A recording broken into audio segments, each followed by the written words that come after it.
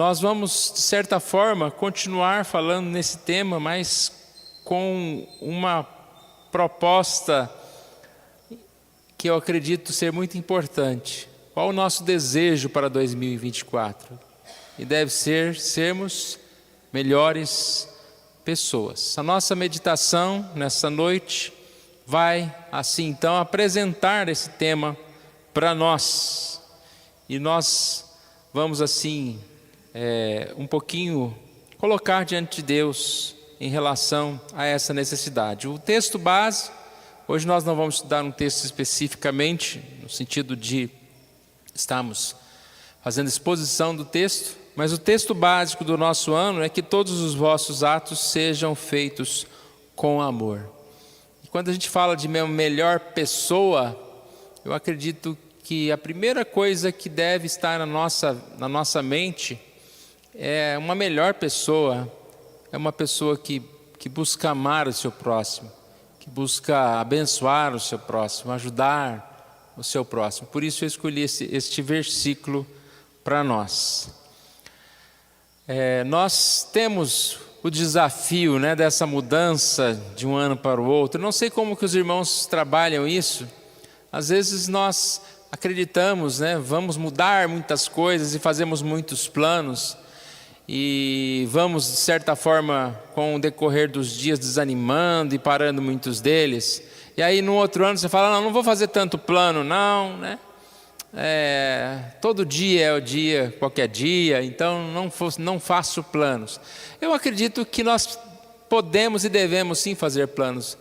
A gente tem que fazer todo dia, na virada de um mês para o outro, de todo dia 10, eu não sei qual que é a lógica, mas enquanto nós estamos vivendo, nós estamos mudando, nós estamos planejando, ninguém fica parado fazendo a mesma coisa o tempo todo.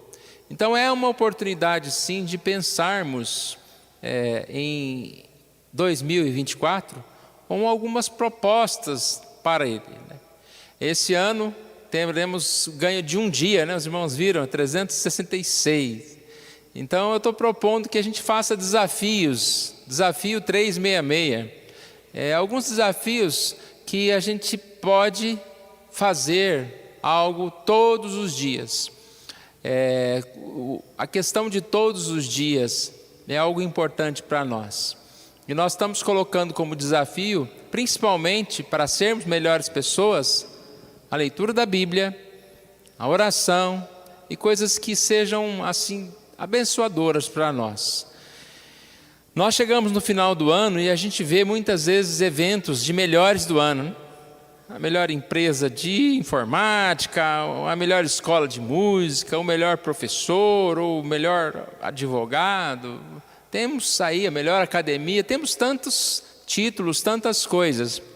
E quando a gente pensa nesse tema, no sentido de ser melhor, eu creio que a gente tem diferentes talentos, mas nem sempre nós vamos nos encaixar nessas premiações. Nós podemos ser melhores, mas talvez não melhores no sentido de algum tema específico, como alguma profissão específica. Mas nós podemos ser melhores pessoas. E é isso que nós estamos falando aqui. Ser melhores pessoas, ser bem-sucedidos no que se diz a ser melhores como pessoas.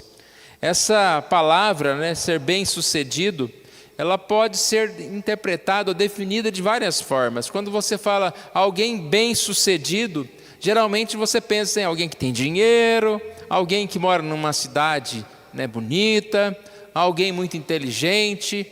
E o bem-sucedido, para nós cristãos, eu acho que vai além disso. Eu encontrei uma definição que diz que bem-sucedidas são as pessoas que aprenderam a colocar o seu tempo nas mãos de Deus. Então, como você vai ser uma pessoa bem-sucedida em 2024? Se você tiver a sua agenda nas mãos de Deus, se você buscar seguir aquilo que é o caminho do Senhor, nas mãos do Senhor. Eu desativei o alarme, tá? Já desativei o alarme. Seguir nas mãos do Senhor. Bem-sucedida é a pessoa que confia no Senhor, confia a sua vida. Então, quando a gente começa cheio de métodos, cheios de planos para um novo ano, muitas vezes nós pensamos em melhores ações, em melhores programas, até a igreja, né? Melhores programações, melhores dons e talentos e melhores cursos e tudo mais, que tudo isso é muito importante, mas a base é nós sermos melhores pessoas, porque daí começa tudo. Quando nós somos melhores pessoas, no sentido de deixarmos a nossa vida nas mãos de Deus, de termos uma agenda na mão de Deus, nós vamos ter técnica, nós vamos ter uma série de coisas, mas nós não podemos passar na frente as demais coisas. Isso para a vida pessoal também. De que adianta a gente fazer um monte de plano, né? Agora eu vou abrir uma empresa, agora eu vou fazer isso, agora eu vou estudar aquilo, mas eu vou ser só um melhor profissional, e de repente a gente se preocupar tanto com estas coisas, com essas demais coisas, e esquecermos do principal, e não cuidarmos da nossa vida, da nossa saúde espiritual, e não estarmos refletindo sobre o que é realmente ser uma pessoa de Deus. Então não basta ser alguém que faz muitas coisas, mas nós devemos buscar ser alguém, ser uma melhor pessoa. O que Deus está procurando é um melhor crente, é uma melhor pessoa. A gente pode não desenvolver em relação a muitas coisas nessa vida, mas nós podemos sim ser melhores pessoas, mesmo que talvez percamos algumas coisas, mesmo que às vezes nós deixamos algumas coisas que para nós eram mais importantes. Então eu quero dizer para os irmãos duas coisas bem simples para nós. 366, oração e leitura bíblica. Precisamos orar continuamente, precisamos de viver nessa comunhão do Senhor, com a ajuda do Espírito Santo de Deus. Como é que nós podemos nos tornar melhores pessoas, irmãos? Através da oração. Porque através da oração nós nos aproximamos de quem? De Deus. E estar próximo de Deus é se tornar melhor pessoa, com certeza. Quando a gente fala de bem-sucedido humanamente falando, é quando nós nos aproximamos, né, de uma empresa grande, quando nós nos aproximamos de alguém que tem um talento muito grande.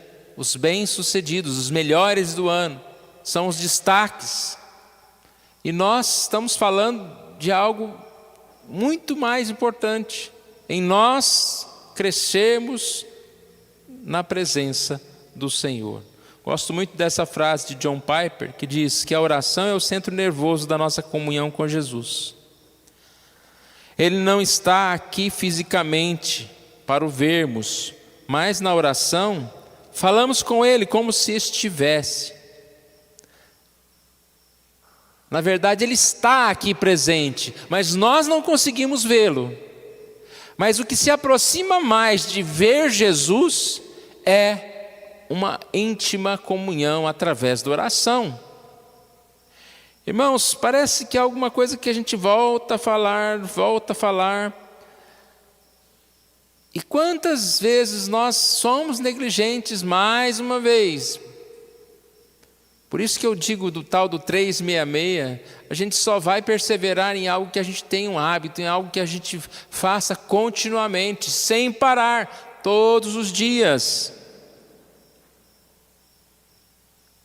Melhores pessoas são pessoas de oração. Enquanto nós oramos, a nossa vida é transformada. O poder da oração é muito grande. Quando nós oramos até mesmo por outros, olha que tamanho poder é esse da oração. Outra vida é transformada. Às vezes ela nem sabe que você orou por ela.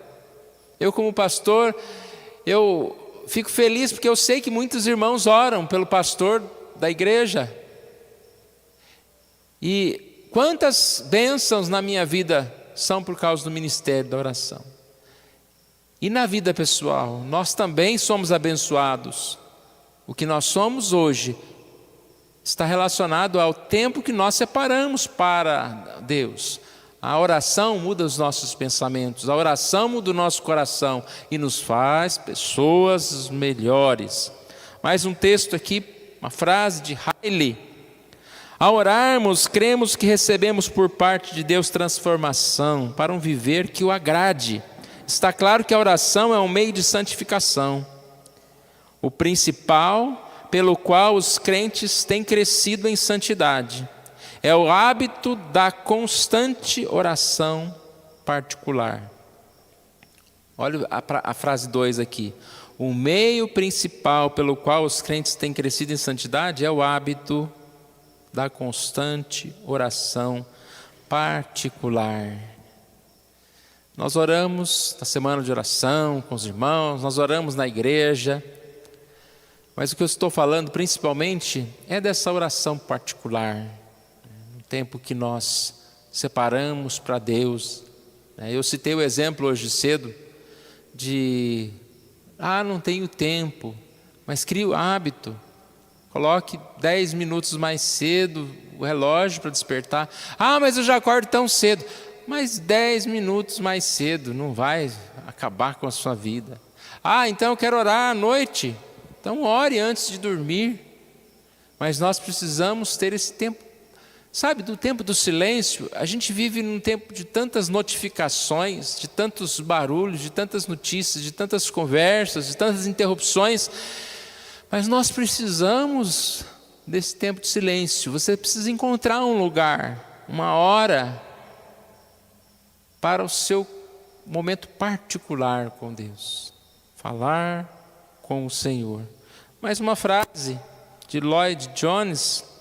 A oração é o meio que usamos para crescermos continuamente na graça de Deus. Ela é o antídoto contra o veneno do pecado, neste presente século que é mau, cheio de corrupção e propício para uma vida cheia de pecados. Irmãos, nós somos pecadores, nós somos pequenos, nós somos frágeis. Às vezes nós somos infantis. Às vezes nós não enxergamos bem. Quantas vezes tomamos decisões erradas? E a oração, ela nos fortalece porque não só nos faz crescer nessa graça de Deus, em santidade, mas também nos faz afastar do pecado, daquilo que é mal, daquilo que não é de Deus. Nós somos tentados e estamos assim ouvindo o inimigo em situações porque estamos vazios, porque estamos sem propósito, e o inimigo vem falar conosco e a gente ouve. Aqui diz, vivemos num século cheio de corrupções e nós precisamos dessa graça de oração. Então a oração, ela não é só direção e força para o que devemos fazer, mas ela é um antídoto na luta contra o que nós não devemos fazer. A gente fala muito de agenda, para o ano, eu devo fazer isso, eu devo fazer aquilo. Não sei se vocês já fizeram isso, uma agenda do que eu não devo fazer. É 366, não faça isso. Então a gente pode até fazer uma agenda paralela. Eu devo escutar mais e falar menos. Todos os dias, tá? Eu devo ajudar mais o próximo, criticar menos. Se possível, não criticar, se for uma crítica destrutiva. E aí, irmãos, eu devo ler mais a Bíblia e menos Instagram, Só da igreja que pode. Eu devo, escreva essas coisas que você precisa fazer para sermos melhores pessoas. E aí não é nenhuma competição. É melhor do que quem? Melhor do que nós mesmos.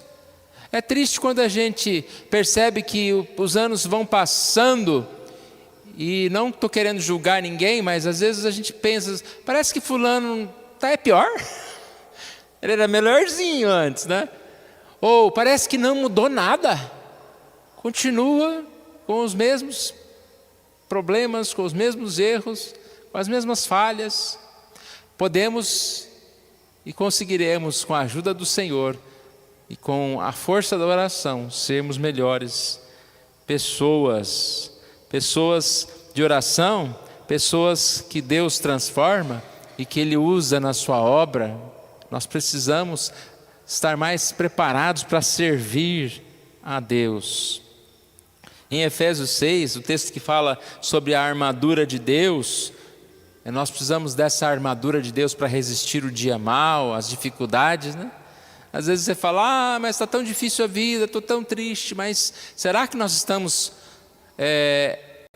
orando mais para resistir esse dia mau? E lá no verso 18, ele termina esse ciclo falando da armadura de Deus, dizendo: com toda oração e súplica, orando em todo tempo no Espírito, para isso vigiando com toda perseverança e súplica por todos os santos.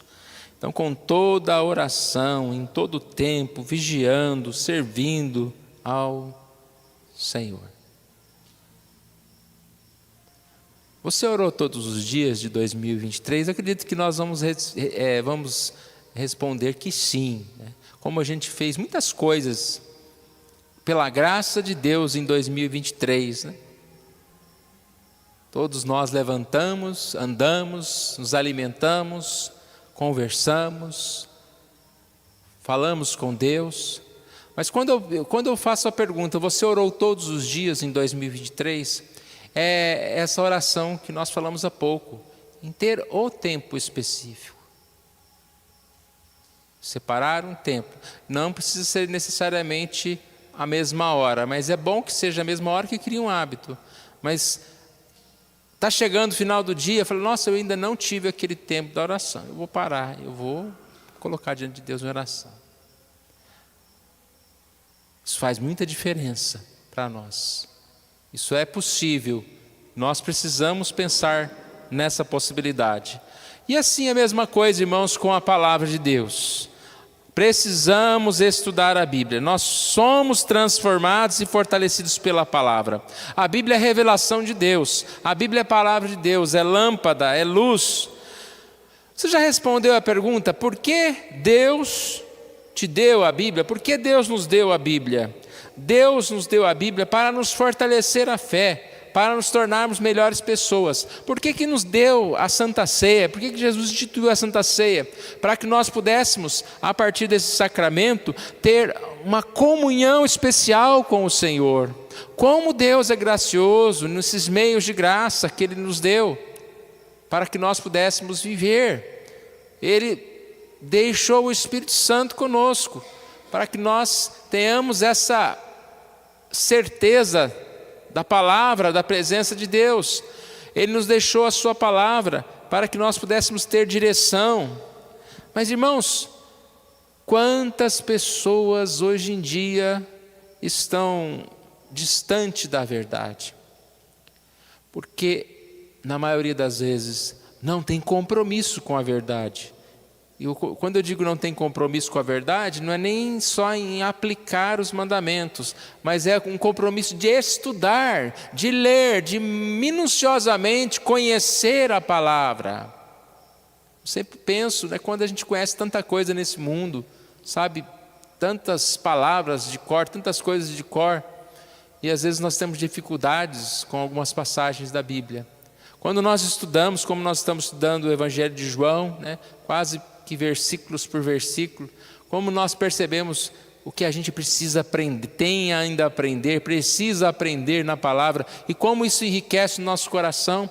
Nós precisamos estudar a palavra de Deus. Ainda uma frase de Lloyd Jones que diz: se quisermos fortalecermos no Senhor e na força do seu poder, uma das primeiras coisas que temos que fazer é ler, mastigar e assimilar completamente este livro, Palavra de Deus. Volto a repetir, irmãos. Para sermos melhores pessoas, não tem como ser uma melhor pessoa no sentido cristão, ser bem-sucedido no sentido cristão, sem um compromisso com a Bíblia e com a oração. Tem, irmãos? Não tem. E aí, irmãos, a gente tem que puxar a orelha, a nossa orelha, no sentido, acho que não sei se pode falar ainda, puxar a orelha, né? Nós mudamos, estou brincando. Puxar a orelha, chamar a nossa atenção, a gente mesmo, o quanto nós temos sido negligentes. E não é porque vai mudar de um ano para o outro, não. Mas nós precisamos e podemos fazer esse compromisso da leitura da Bíblia. Eu ia trazer para os irmãos, eu acabei não trazendo. Este ano eu comprei uma Bíblia chamada Bíblia 365, na verdade é só 365 dias, né? É uma Bíblia, ela tem várias linguagens. Eu gosto da nova versão transformadora. E essa Bíblia, ao invés de ser como a nossa Bíblia Mateus, Marcos, Lucas, João, ela é dia 1º de janeiro. E aí tem as passagens do dia. Tem um Gênesis, por exemplo, né, que está começando a Bíblia. Tem um Salmo, um Provérbios e um Novo Testamento, Mateus. São 4 passagens paralelas. Aí se você ler dia 1, ainda tem uns 3 linhas lá para você preencher alguma coisa. 1º de janeiro. Aí depois tem o dia 2.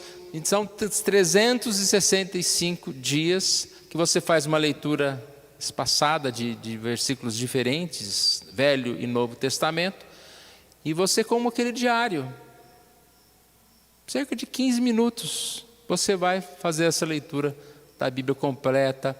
Demorando um pouquinho mais, uma meia hora, 1 hora, você já estuda aquele texto. E estudar o texto é ler mais uma vez, refletir, orar sobre aquilo. Temos esse compromisso? Mas não precisa ser essa 365, pode ser uma outra Bíblia, pode ser a sua Bíblia. Se você quiser um plano de leitura bíblica, até esse 365 tem na internet o plano de leitura bíblica para você ler. Vamos fazer compromisso? Desafio? 366? Ler a Bíblia todos os dias. Separe o seu tempo, a sua hora. Ainda sobre a palavra de Deus, irmãos, nós participamos de uma guerra espiritual. As forças estão por aí. Às vezes a gente pensa que está nervoso com a conta de água, com o irmão que falou uma coisa que desagradou, ou com o calor, ou com o frio. Mas a nossa luta é maior do que essa. Nós sabemos que é uma luta que é travada, e essa luta que é travada, ela não se resolve com dinheiro, com ar-condicionado, com discussões. Não, ela se resolve espiritualmente.